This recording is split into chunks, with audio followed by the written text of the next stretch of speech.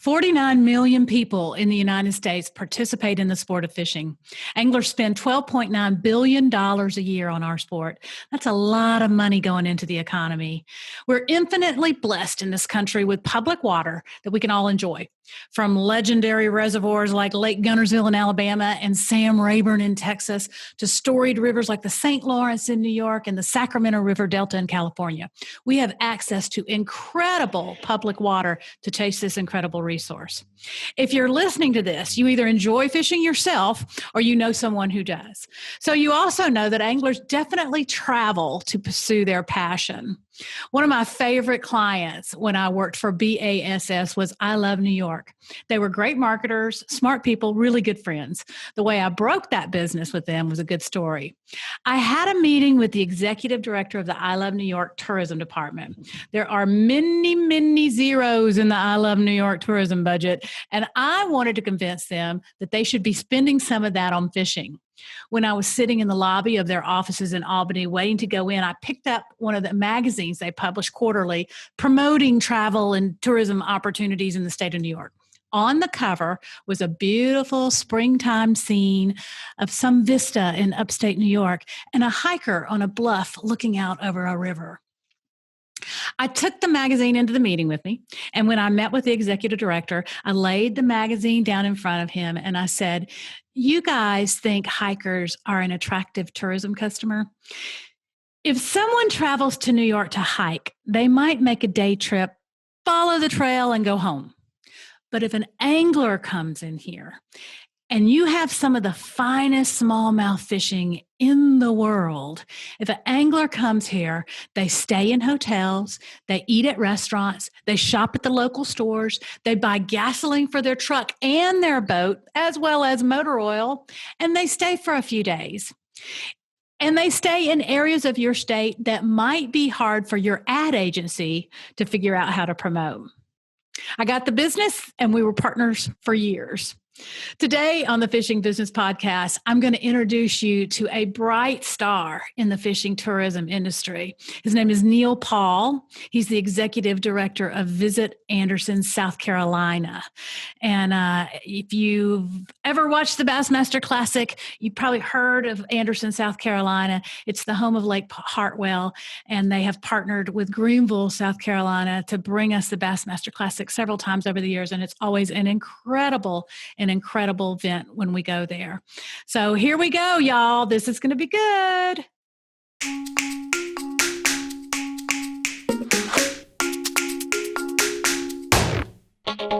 Neil, I'm so glad to see you today. Thank you so much for taking the time to do this. I know you got a lot to do, and this is probably not high on your priority list. Absolutely not. This was very high on my priority list. I'm very excited to be able to do this with you today, and really because of the situation of the last, 3 months. Yeah. We've been really shut down here from travel and tourism standpoint. You know, all of our events that we had, our tournaments and events lined up for the spring, we had to reschedule all those for the fall and even some into 2021 and things like that. So this was the perfect time to block out some time for us to visit. Well, good. Listen, let's talk real quick so people that are listening will know about how you and I know each other. And I'll let you, I've known you forever, it feels like, but really in your official capacity, it's through the Bassmaster Classic is how we really got to know each other. Wouldn't you say? Absolutely. So when we had an opportunity to get acquainted in 2014, and that was around the time we in our community here in Anderson, Lake Hartwell, Greenville, South Carolina, we had been awarded the 2015 Bassmaster Classic. And so it was the first classic that I had been a part of from a host standpoint. And we had an opportunity to meet through that event and through those relationships. And it's obviously been a relationship now that we've developed over 5 years now. Right. And if people that are listening aren't aware, and I think anybody that is, they know about the Bassmaster Classic and Greenville. We've had so many great events in Greenville, South Carolina, but it was a collaboration really between Greenville and Anderson. Yeah, in fact, because Because the Bassmaster Classic is more than just the 3 days of fishing on the lake. It's the expo, it's the weigh-in, the arena, the grand stage. It's the big stage, and all of those components come together. There's very few communities that offer all three components in one place. I think Knoxville, who actually broke our attendance record after 2018. Knoxville was one of those rare communities that had all three components in one place. But the thing that we would sell and promote about our situation here is that Greenville and Anderson are neighbor counties, and the communities have such a tremendous working relationship together, the cities, the counties, the tourism folks. And so, and also among the places that the Classic has gone, the drive from Anderson and Lake Hartwell to Greenville was one of the shortest drives that the anglers would have to make between lake and weigh-in venue. Right. I've heard a lot of people over the years talk about, where Bass should hold the Bassmaster Classic. And I think one of the things that people don't realize is that a huge component of it is the Outdoors Expo, which is a consumer show. And it's so big that there's not a lot of communities that are near a good fishing lake that can hold it. And it's funny you say that, because once upon a time, I was those guys that thought, I knew it was important, but I didn't know how important. And I'll never forget this. We had an opportunity to attend the 2014 Classic in Birmingham as a staff and as a community, because we were on deck to host the next one. And I'll never forget being in the lounge area or suite area at the 14 Classic, and I had a Visit Anderson shirt on, and Kevin Van Dam. And if you know anything about fishing, you know who Kevin Van Dam is. Right. And Kevin Van Dam saw my shirt, and he came over to me, and of course, I'm starstruck, right? So it's Kevin Van Dam. But he walks over to me and he says, "You're from Anderson and Greenville, right?" And I said, "Yes, sir." And he says, "We're coming there next year." And I said, "That's correct." He said, "Well, the biggest thing you've got to do before next year," and he didn't understand that I represented Anderson and there were other people representing the Greenville communities and all those types of things. But he thought enough and knew enough about the value of the expo to tell me this. He said, "The biggest thing you've got to do before next year is make sure that the transportation for the fans from the expo to the arena is as seamless as possible. And for the folks that haven't been here before, there's about a 3.5 mile drive between the weigh-in arena and the expo." And he said, that is going to be critical to the success of your event, is making sure that the fans are able to experience both. And that's an impression that was made on me very early in this process, and I've never forgotten it. Well, you guys do a great job of that too. You do a great job of getting it truly is in Greenville. It truly is a citywide event, and you guys do a great job of making sure everybody gets from one place to another. I've got some memories of some traffic in Greenville where I've pulled up, tried to get to the convention center for a meeting, and it wasn't on time because, oh my gosh, talk about fishing fans. South Carolina is full of fishing fans. Neil, there might be people watching or listening to this who don't really understand how your job works. As if I was from another planet, tell me what you do. Describe what you do for a living. So I'm the executive director at Visit Anderson, and we're the Convention and Visitors Bureau for Anderson County in the city of Anderson here in South Carolina. In a nutshell, what that means is we're basically the marketing and promotions arm for the city and county. We have nonprofit status. Our organization, we're a 501c6, and we are while we receive funding from our city and county governments, the majority of our funding comes from hospitality tax and accommodations tax.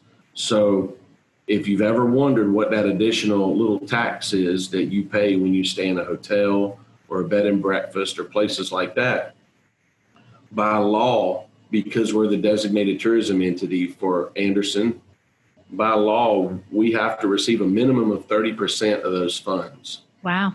So for us, obviously it behooves us to get involved in events and festivals and activities that are going to bring people here to spend the night, because when people come here and spend the night, those, we're receiving a portion of those taxes that they're paying for those accommodations, but then also our community benefits, because then they're buying gas here, they're buying food here. In the case of fishing tournaments, they're buying supplies and tackle and all those types of things.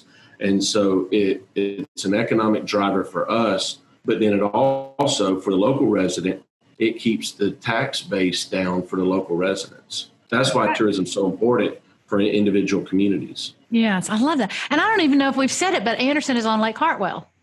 That's correct. I don't know if we've ever actually said the words of Lake Hartwell yet.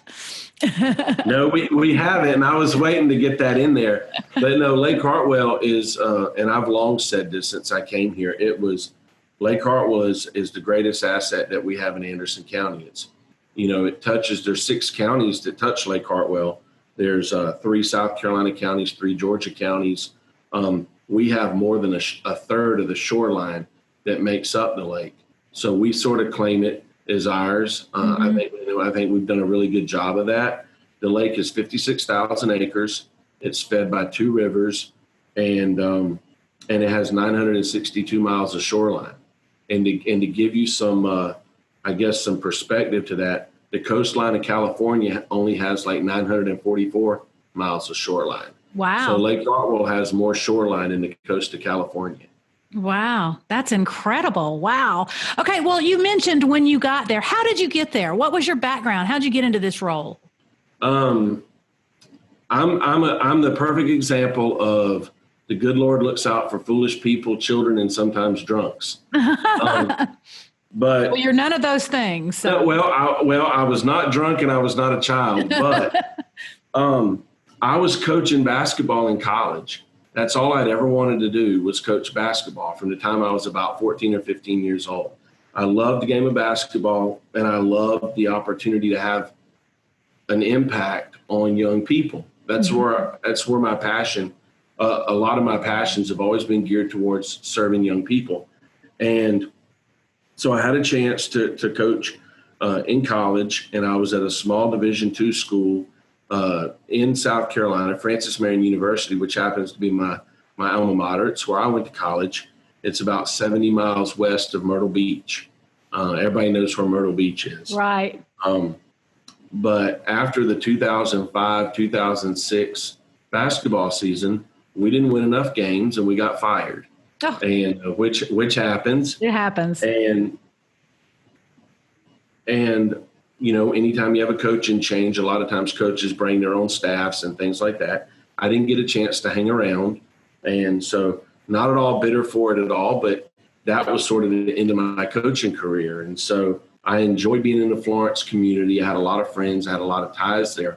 And so I went to work for the city in their Parks and Rec department and managed the operations for the sports complex, which was like a 9-field baseball, softball complex there in the city that we hosted tournaments and events and all kinds of things out there.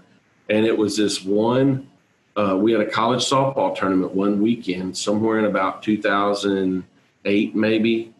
In the winter months of 2008, we had a college softball tournament there. And I remember being in my office on that Monday morning, finalizing all the reports and things to turn in. And I got a call from one of our local restaurant owners there in Florence. And he was going on and on and on about how great the softball tournament was and how many teams. And I remember he had young kids. And I remember thinking on the phone, like, why did he care about this softball tournament? Like, I didn't see him out here and all his kids are young, and I remember asking him, and I said, what do you care about? Why was this tournament so different than others? And he said to me, he said, Neil, he goes, how many teams did you have? And I don't know, we had 45 or 50 teams, whatever it was.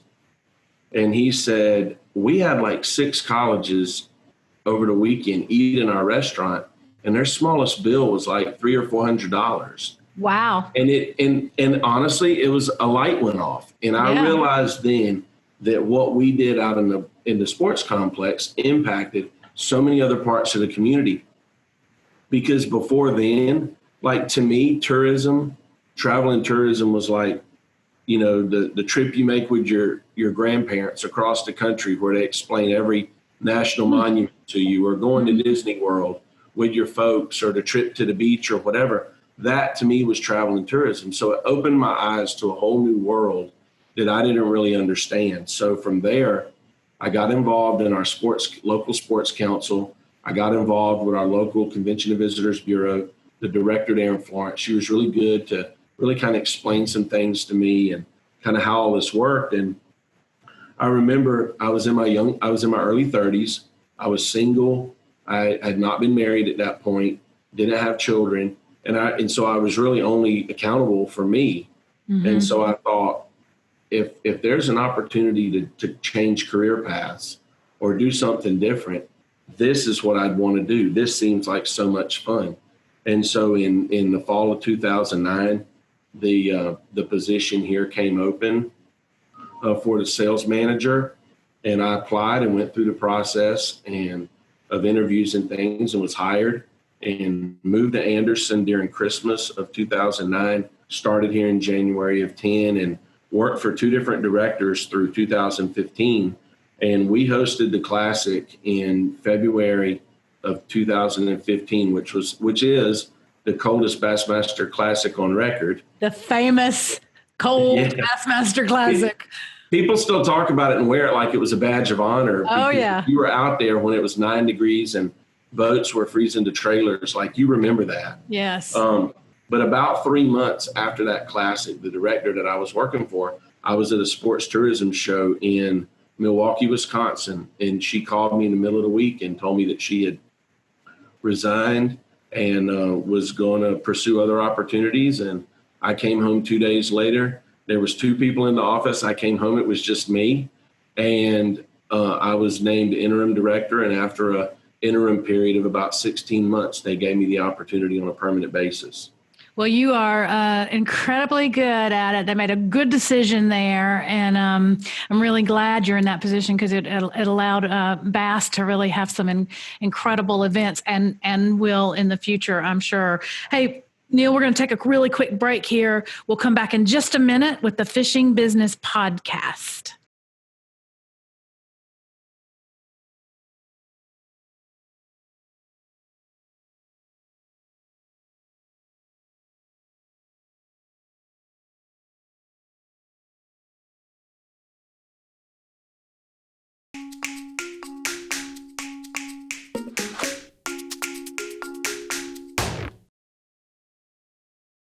Hey, if you're enjoying this podcast, check out fishingbusinessschool.com, where you can see video uploads of the podcast, as well as my blog, where I give you more practical advice on the business side of fishing. fishingbusinessschool.com. Come see me over there. All right, we're back on the Fishing Business Podcast with Neil Paul, the Executive Director of Visit Anderson, South Carolina, which really, in some ways, could be Visit Lake Hartwell, right?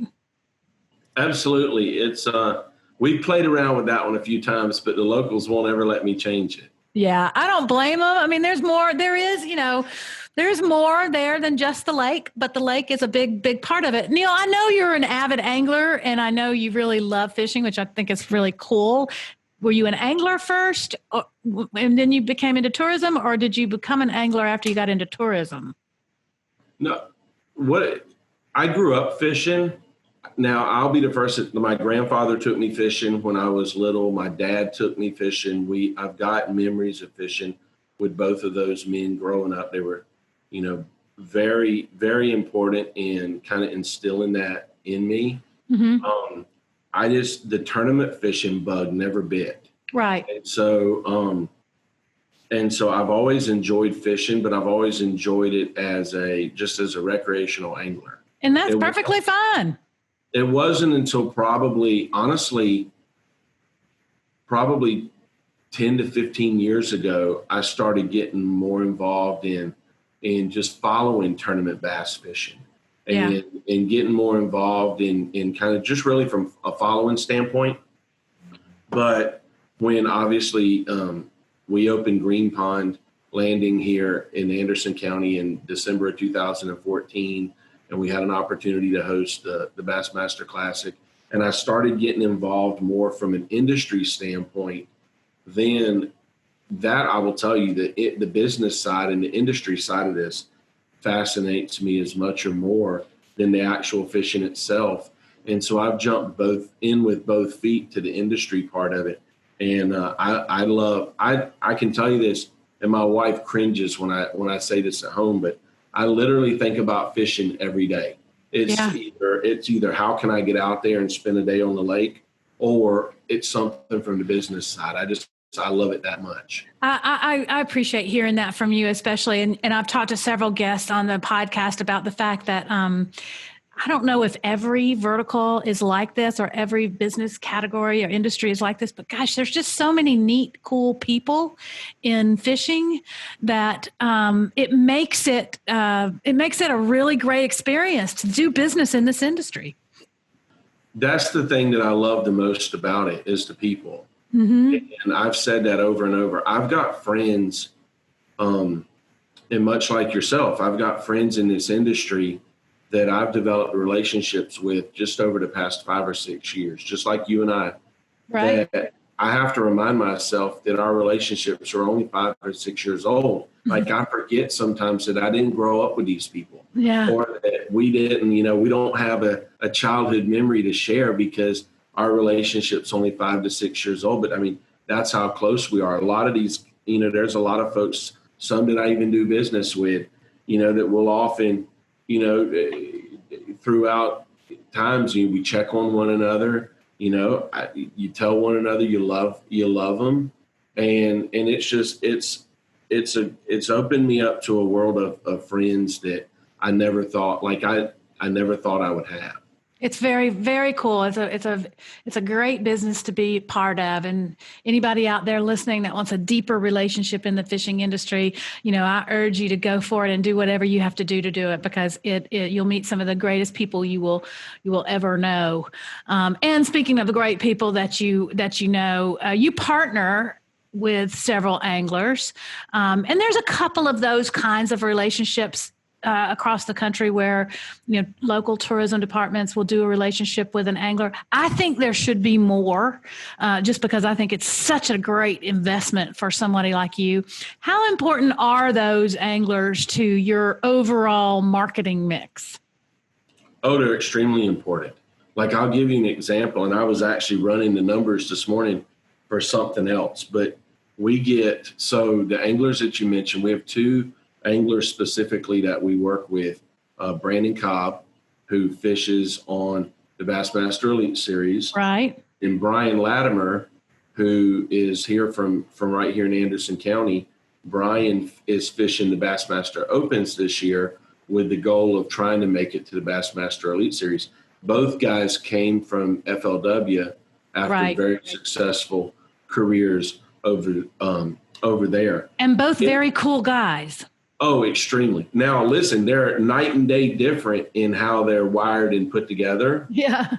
Brian is he's a fireball when it comes to communication, and I mean, he's that guy that you kind of sometimes have to pull the reins on. You kind of whoa up a little bit, and Brandon, just kind of finds his own way. They're 2 different people, but they're both successful in their own right. For us, making the decision to work with both of them, it was something that hadn't been done here before. When I accepted the role as the interim director here, we had one thing that I felt like in the directors before me, I felt like the lake had been vastly underutilized and underpromoted. I thought it was our best asset, but I thought we kind of took for granted that it was there. Mm-hmm.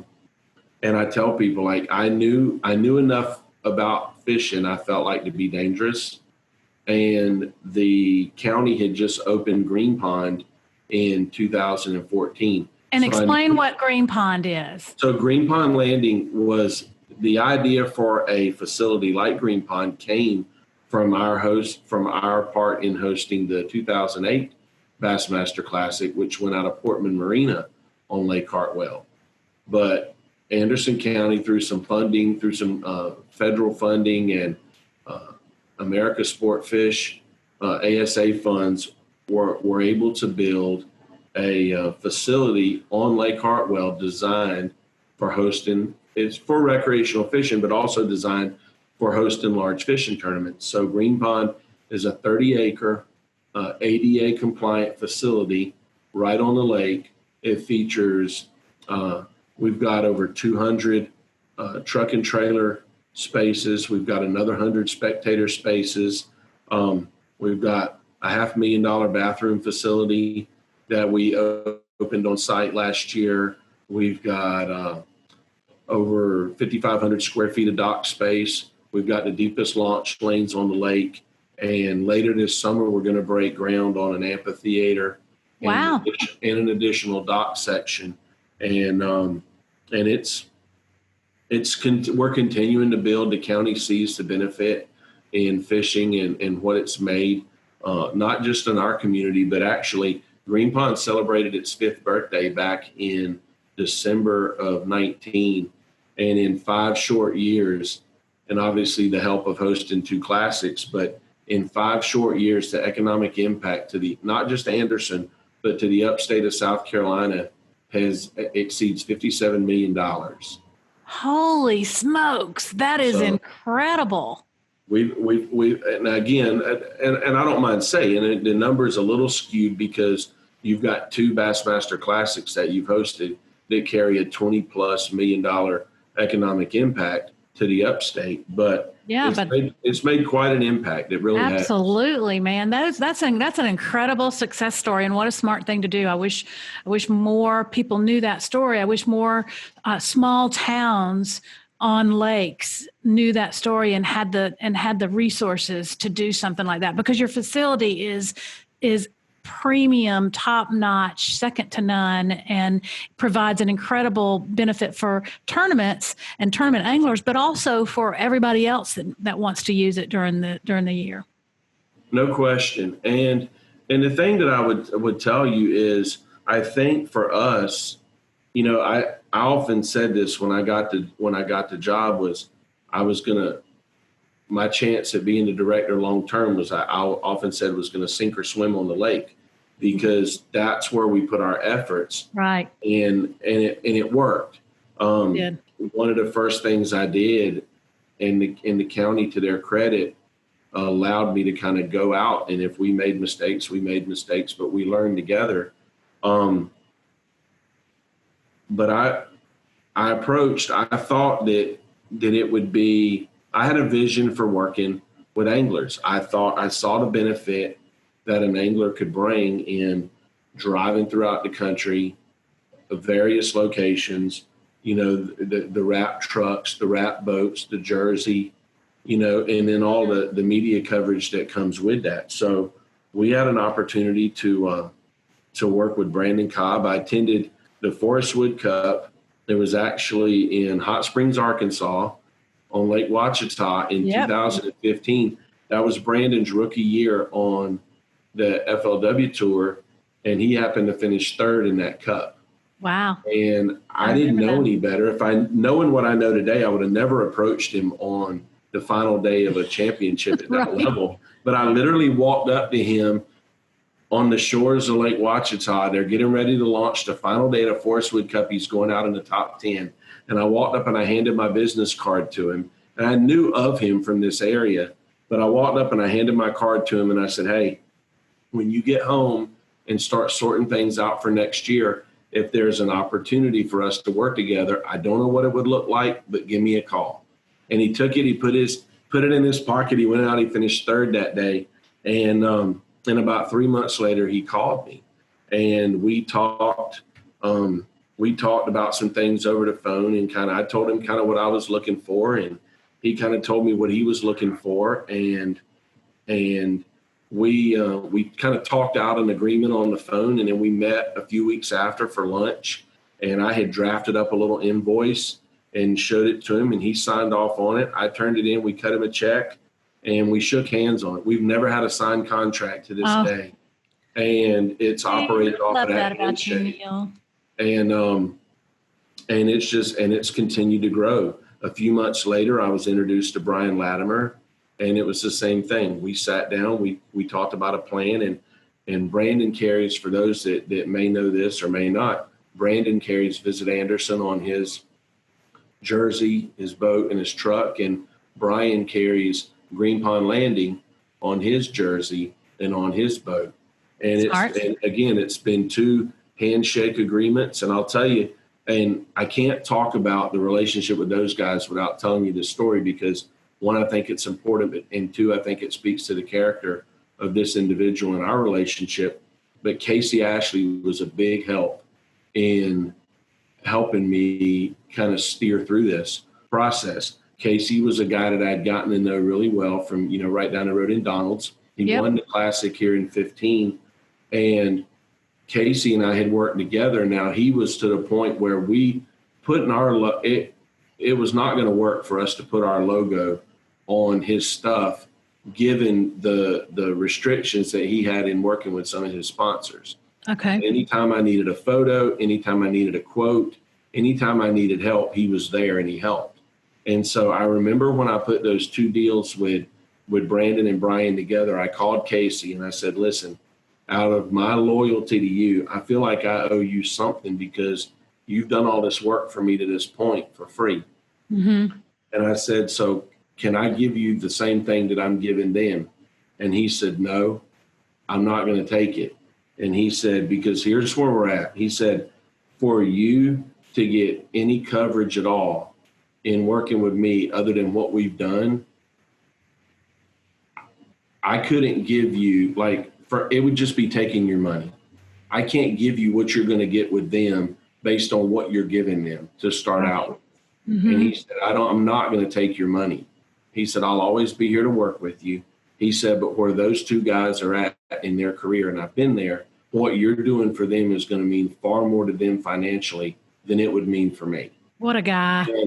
And I've never forgotten that. And the fact that how many people do we know out there in business that if you offered them a few $1,000s, they would take it, no questions asked, and he wouldn't take it. And so that was always, and I've never forgotten that about, and always appreciated that about the relationship that he and I have. And so, we went to work with Brandon and Brian. We've not worked with anyone else, since then. We've not added anybody. Now we do work with the bass fishing team over at Clemson.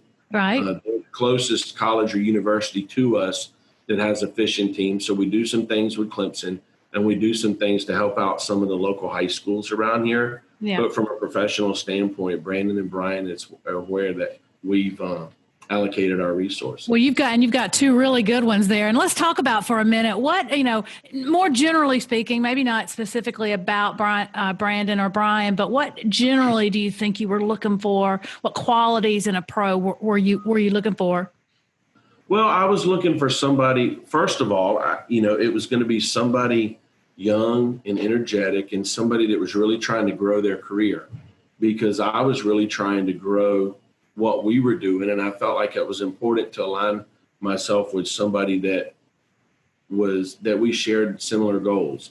Right. And so they're trying to grow their brand and grow their career. And we were trying to do the same thing here, grow our brand, increase our visibility and things like that. So from that standpoint, just on the foundation level, those were just the basics that I was looking for. And then I had worked enough events and talked to enough people that I understood how well Brandon was thought of in the fishing community. And the same thing with Brian. So having a meeting over lunch and talking on the phone to kind of put these agreements together like we did, that only confirmed the research and kind of the back checking that I had been doing. Of what kind of people they were. Exactly. So from that standpoint, it was very easy. And then the rest was sit back and watch them go to work and be there to support them any way that you could. I think it's important. Couple things. One, I think what helped us and what made us successful was, and I don't say this to toot my own horn, but I think that having somebody in this position that understands fishing and understands the business side of it, because not everybody in travel and tourism understands this. I mean, I've got colleagues across our state and folks that I work with that don't fully understand the dynamic of this business. Right. And they live on, and they're in lake communities. Yeah. And they don't, and it's just something and here again, it's one of those things, if you're not passionate about it, then you're going to be behind. Yeah. And I say that because not everybody can get up at 4:00 in the morning on a Saturday and go out to the lake to help launch boats and launch a tournament unless you're just really passionate about it. You know what I mean? Right. And so I think having somebody in this role or in a community where a lake and that type of tourism is important, I think having somebody that understands that and understands that role goes a long way, because anglers want to be aligned with somebody that they don't want. And I've learned enough about the guys out there. They don't want to just be aligned with somebody that's going to cut them a check. They look for partnerships just like we do. Mm-hmm. And so you want to know that, for example, when those guys go on the road, I make sure before every tournament, I send them a text and tell them how much I appreciate them, tell them how proud I am of what they're doing. But by the same token, when we have events here, they do the same thing to me. So I think those relations, as you develop and build those relationships, it becomes more than just the invoice and the check at the end of the year and then rolling around the country with your logo. Right. I think the investment that you make, my dad always told me, people don't care how much you know until they know how much you care. And I think when you develop that type of place in a relationship, that everybody that just that care and that level of commitment's there, I think that's when those relationships really grow and then they really prosper. Lovely. So from a very high level, what kinds of deliverables do you have with your anglers? And what I'm trying to do here is to help people understand, if they were to pursue a relationship with a tourism agency, what would be expected of them. Well, first of all, I would tell you, I would say, if you don't mind me plugging this, I would say, if anybody that listens to this or watches this has any questions, call me. Oh. Because first of all, I get calls from anglers from all the different series at different times during the year. I've had calls from established pros that are wanting to maybe have some relationships with their communities, and I've also received calls from other communities that are trying to forge relationships with anglers. So I've been on both sides of that fence. So I'm happy to field those calls and questions and help in any way I can. The thing that for me, and what works for us here in Anderson may not work for another community, but I'll happily tell you where we're at. I don't ask very much of our guys. Okay. I'll give you an example. And I ran some numbers this morning. We try to keep up with, obviously the visual, the visual stuff, like the impressions, whether it's through media, social media, television. Like, for example, I just got the numbers back this morning. Brandon Cobb fished with a live camera in his boat at Lake Eufaula the other week. And Bass and ESPN2 had to deal with the with the live coverage. And Bass sent me some numbers this morning, but there were, through the live stream and live coverage on ESPN2, there were more than 32.8 million minutes watched of Saturday's coverage. Well, Brandon Cobb had a live camera in his boat on Saturday. So what does that do? So what does that do for us? You see what I'm saying? Oh yeah. And then looking at, I'll give you another thing that we track is their mileage, their travel with events, speaking engagements, if they're going to take part in a media event or something where there's travel, but where that boat, jersey, and truck are going to be seen, we track mileage. And Cox Media Group, who I know you're very familiar with, sure. They've been really kind to share some numbers and really work with me on some of this. But I'll give you an example. For the type of investment financially that we make in Brandon Cobb, our return on that investment last year for 2019 was over 319%. Yeah, that's awesome. Now I don't want to get into talking those specific numbers, but there aren't many things that you're going to do and participate in, particularly in travel and tourism, where your return on investment is going to exceed 300%. That's exactly right. So those types of numbers are things that are really important to me in terms of reporting things back to our county administration, our city administration, our board, and folks like that. But also, if you follow this business in this industry, Cobb won 2 events last year. He won the Bassmaster Elite Series at Lake Hartwell. He won the Texas Fest event at Lake Fork, and he caught over 100 pounds. He caught the biggest fish. He won the truck, and that type of coverage for us. Every time they showed a picture of him holding up that 11-pound bass, it said "Visit Anderson" across his stomach, and that's just something you can't put a value on. Right. That's the intangible. Listen, I'm going to have to take a real quick break here. But before I do, Neil, what should I have asked you that I don't know enough to ask? Probably the one thing would be, outside of fishing tournaments and working with anglers, what are some other things that we do to promote the lake and our facilities? Okay. We're going to talk about that when we come back. I really want to hear from you to know what kind of questions you have and how I can serve you best in this podcast. The easiest place to reach me is probably at Facebook or Instagram, where you can find me as Fishing Business Podcast, or on YouTube, but you'll have to search for me there by typing in Fishing Business Podcast. Holla! All right, we're back on the Fishing Business Podcast with Neil Paul from Visit Anderson, South Carolina. And we were talking before the break. I asked Neil what was something I should have asked him that I hadn't. And what he said back to me, which is very good and very true, was, what do you do outside of fishing? What do you do to promote Anderson and Lake Hartwell or Lake Hartwell? Well, we have, from a local standpoint with our community, we produce marketing material that we go out and try and bring in various sporting events, travelers. We've got a young lady in my office that I hired. She's our sales manager, which was the role I held when I first came here. Mm-hmm. But her area of expertise is in meetings, conventions, and group travel. So she goes out to group travel shows throughout the year and tries to bring trips here.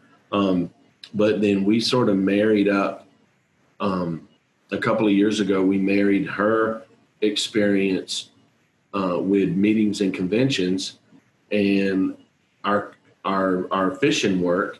And so we've started marketing to companies within the industry to bring their media events, business meetings, and any type of angler work that they do.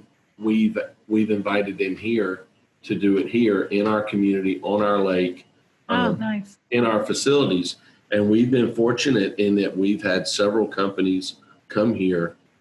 Started, I think, following the Classic in 2018, Daiwa kept their entire team here for like a week after the Classic. Oh, that's fantastic. Taking pictures, testing new product, and they did it right here on our lake. Now, it's not something that's, that you widely promote during the event, but it's, part of the negotiation tool for me is to go back and get access to some of that, whether it's the photos, whether it's reviews, reports, things like that we can use. But we've had Daiwa here. We've had the folks from Seagar and the folks from Z-Man, and we're working on several others. Actually, we had an event scheduled with Strike King until the pandemic broke out, and it's forced us to reschedule some things. But that's sort of the next area that we're trying to grow in our promotion and development. That's good. Strike King's media events are legendary. I've heard that. That's why it was so important to get one here. Yeah, they're good. They do a great job with that. They really do. Okay, we're going to have to go here. We're about running out of time, Neil, but here's the question I want to ask you. If you had an unlimited budget to spend to promote fishing at Lake Hartwell, what would you do? I'm dying to hear what you say to this. Honestly, it would be two things. One, I think that if we had unlimited resources, I would like to speed the construction process of Green Pond along a little further. Really? Because the facility's still not complete. But I would like to be able to host more larger events each year. Right now, we're in a place, and a lot of it has to do with financials, that we try to do one big event in the spring and one big event in the fall. Yeah. But the lake's large enough and it's strong enough and it fishes well enough that I think we could increase our promotion by having more events. I agree with that. I think you could too. If you could turn back time and talk to your 22-year-old self, what would you tell him, Neil? Take more chances. I feel like there have been times I don't regret the decisions that I've made and the path that I've taken to get to this point. But I also think that there were times where I could have maybe forced the issue and maybe taken a chance. Because looking back at it, you always look at things a little differently. Obviously, when you're older and you've got more experience, a little bit more knowledge and wisdom in things, I would encourage me, if I could go back and talk to me at 22, would have been to take more chances and not necessarily settle, but not always take the safest route. Don't be scared. That's right. Don't be scared, especially when you're 22. All right, last question. Who's the most interesting, besides me, who's the most interesting person you follow on social media these days? Who do you like watching? I'll tell you, because I actually thought about this in advance. And I don't know that it would fall necessarily under the category of interesting in maybe what you're looking for. Okay. But my favorite person to follow on social media from an industry standpoint is Alan McGuckin. Oh, yes. And Guck is one of my best friends in the entire world. And social media has been filled with, day in and day out, it's filled with so much negativity. Yeah. And just it can really suck the life out of you if you let it sometimes. Yep. And Guck is a guy that he takes a lot of pride in his work. He does a great job at what he does. And he has this innate ability to tie in a song lyric or a song with everything that he does. And it's a gift. It truly is. You're right. He's an artist at heart. He is. And if I'm having a good day, I can go read some of his work or see something he's done, and my good day gets better. Yeah. I can have a bad day and I can go read something that he's put together and it makes my day better. Thomas Rhett has a song. It's called Be a Light. And the line in the song says, in a world full of hate, be a light. And I really think he's one of those lights. And that's how I look at him. And he's probably my favorite follow on social media. I love that. Alan McGuckin. We need to have him on the podcast. He works at Dynamic Sponsorships, and he's a major player in the fishing industry. You have to put in a good word for me, Neil, next time you talk to Guck. Most definitely. Tell him that I'm gonna be calling. I'm gonna be hitting him up. Thank you so much for being with us today. I really appreciate you taking the time to do this and sharing your knowledge. And man, your generous offer for somebody to call you for if they need something is just incredible. But like I said, I really, really appreciate you taking the time to do this, and hopefully we can do it again sometime. I look forward to it. Thank you so much, Angie. I appreciate it. Bye now. I don't know about you, but I thought that was pretty good information from Neil Paul. I loved it when he talked about his relationships with his pro anglers, how he wanted that to be not a transaction, but a relationship. And that should be all of our goal. We should all have the goal of having relationships and not transactions. All right. That's going to do it for us this week on the Fishing Business Podcast. I'd love to hear from you. You guys give me an email. Shoot me an email if you want to. It's Angie@fishingbusinessschool.com, or you can find me on social media on Facebook and Instagram as the Fishing Business Podcast. I'd love, if you have questions, you want me to find someone to answer for you, an expert from the industry, let me know. I'd love to read your name out on the podcast and ask a question on your behalf to one of the experts that we have on here as guests. So let me hear from you. And in the meantime, I'm going to close things out the way my favorite TV fishing show host used to close his show, The Fishing Hole, by saying that this is dedicated to Dad because he always had time to take me fishing. See you next time, y'all.